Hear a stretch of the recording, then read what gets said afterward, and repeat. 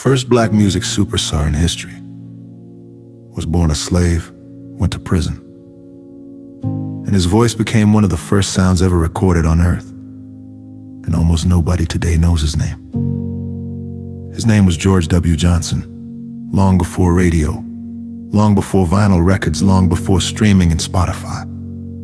People gathered around a strange machine called a phonograph, and one of the first voices they ever heard coming out of that machine belonged to a man who had been born enslaved in Virginia. His talent would make him famous across America, but his life would also be filled with racism, poverty, tragedy, and prison. This is the unbelievable story of the first black recording star in history. George W. Johnson was born around 1846 in Virginia.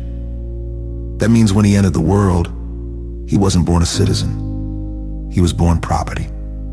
His childhood didn't include schools or dreams of becoming a singer. It was filled with hard labor and survival, but even in those brutal conditions, George had something that made people stop and listen. He could whistle like music itself. Not simple whistling, perfect melodies. Notes that sounded like birds singing in the forest. But during slavery, talent didn't change your fate.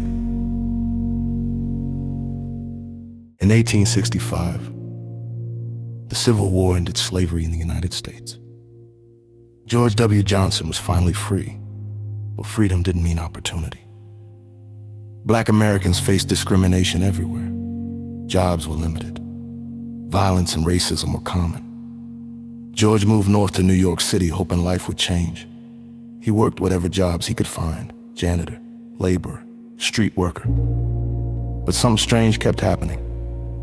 Whenever George started whistling, people stopped walking. Crowds gathered just to hear him. His whistling wasn't just sound, it was music. Around this time, a strange invention was spreading across America: the phonograph, created by Thomas Edison. For the first time in human history, sound could be recorded.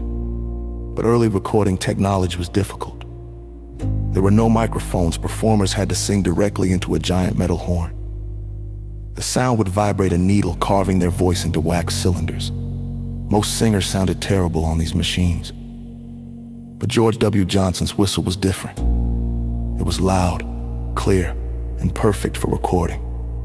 And suddenly, the man born enslaved became the first black recording star in history. George recorded a song called The Whistling Coon. The title reflected the painful racism of the time, but the recording became incredibly popular. Thousands of wax cylinders were sold across America. Families gathered around phonographs, listening to George whistle through the machine. Imagine hearing recorded music for the very first time in your life. And the voice you hear belongs to a man who was once enslaved. But George's life was not a simple success story. He married a woman named Mary. Their relationship was troubled. In 1896, during a heated argument, tragedy struck. Mary died. George was arrested and sent to prison. The man whose voice had traveled across America now sat alone behind bars. Eventually, George was released from prison, and unbelievably, he returned to recording music.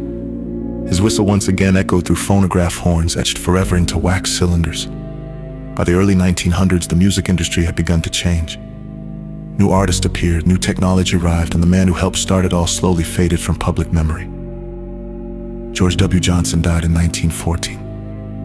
But every song ever recorded, every album, every streaming track, traces back to those first fragile recordings, and one of the very first voices ever captured belonged to a man born enslaved, who whistled his way into history.